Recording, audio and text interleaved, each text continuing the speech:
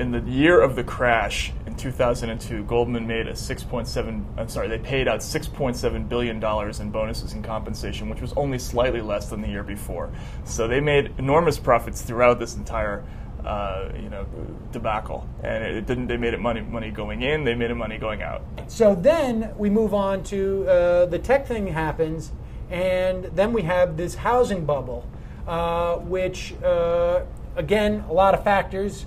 Greenspan dropping the interest rates down to all-time lows and keeping them there. Right. But so how did they make money off the housing bubble? The key thing that happens here is a decline in industry standards. Just like in the internet bubble, when the investment banks abandoned their standards for taking companies public, what happened here was that mortgage lenders abandoned their standards for who they were going to give mortgages to. In the old days, you had to have enough money, you had to put a 20% down payment, all that stuff. Now you can come in and just say, "I'm rich." Right. Okay, sign right here. Without even an ID or anything like that.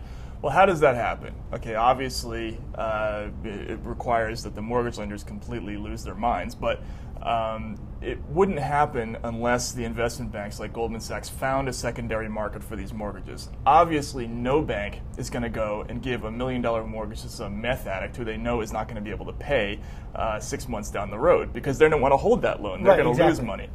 So the only way anybody is going to do this is if there's a mechanism by which you can lend out this money and then take that mortgage and sell it off to somebody who doesn't know what it is. And that's where Goldman Sachs played an important role. And they would go to places like Moody's and get a AAA rating on these things because, A, Moody's wanted more business, it turns out, and because they would get this insurance from AIG, essentially, that would say, like, oh, okay, we no longer have this liability on our books. AIG has it as a liability on their books. So these things are good as gold. We can't lose money. And if we can't lose money, then you can't lose money. Right, exactly. Right. Also, I think there's a lot of evidence that suggests that Moody's and Standard & Poor's didn't really totally understand what was going on. These instruments, these mortgage-backed securities, are immensely complicated, and a lot of people were buying arguments, for instance, that if you had a diversified pool of mortgages, that it was impossible for large, wide-scale defaults to occur. But this wasn't really the case, and people who were designing these instruments certainly knew that they were very, very risky. How do you know that? How do you know that the people who were designing these instruments knew that they were risky? Well, for one thing, because Goldman was betting against them. The best evidence that Goldman knew that this stuff was bad was that throughout this period, as they were underwriting massive amounts of mortgages, and at the height of the boom in 2006, Goldman underwrote about $59 billion in non-prime mortgages, which was between 7 and 8% of the entire market. So when they say that they weren't a major player, they were a major player. They were shorting those exact same types of securities, which meant they were betting against this stuff. So they would sell these things on the promise of these things are going to increase in value, and then go and place a side bet saying these things are going to drop in value. Right, exactly. So so Goldman in 2006 in the so year. This is important because this isn't just a simple hedge. Right. Like, this isn't a situation where I'm covering myself so that I don't lose too much. Now, granted, I won't win too much. No. But because they're selling this entity as opposed to retaining some type of interest in it, they could have easily made a side bet that it's going to go up. Right. If they thought it was going to go up. Right. But they instead went out to make a bet on the side. So it's not really even a hedge. It is really just its own separate play. Right. It's actually the opposite of a hedge. It's doubling down. It's a leveraged investment, basically. Goldman is now claiming, oh, we were just hedging like everybody else, but that's really not what was happening. Lehman was hedging, Bear Stearns was hedging because they were dumb enough to actually hold this stuff.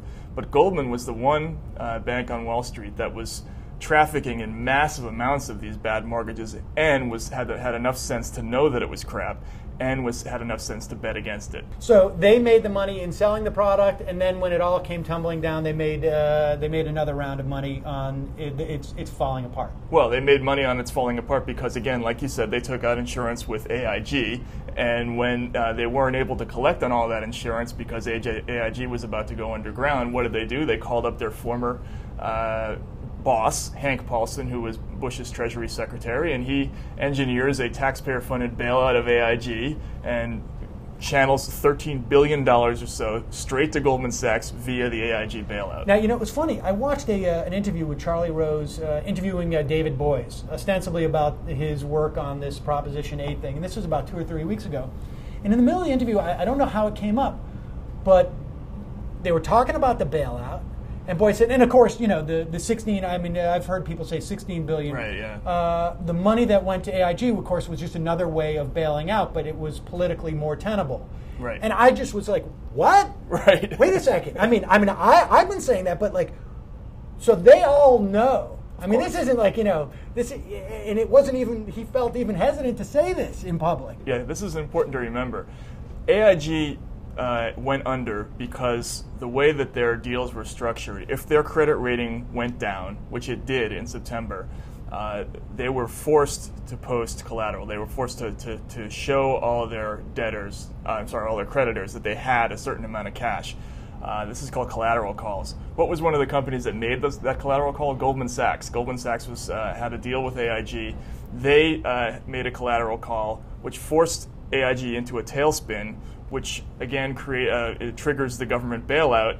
And the bailout ends up channeling taxpayer money straight to AIG. So Goldman actually helped kill AIG and then helped collect the money that AIG owed Goldman through the bailout. This is fantastic. I got to figure out a way of doing this. Just even if there's a way to do it with the Coke machine or something like that. It's brilliant in a way. When you actually follow all the money trail of all this stuff, it's really kind of hard not to admire the ingenuity of these guys. Yes, it's too bad they're raping the shit out of us. Exactly.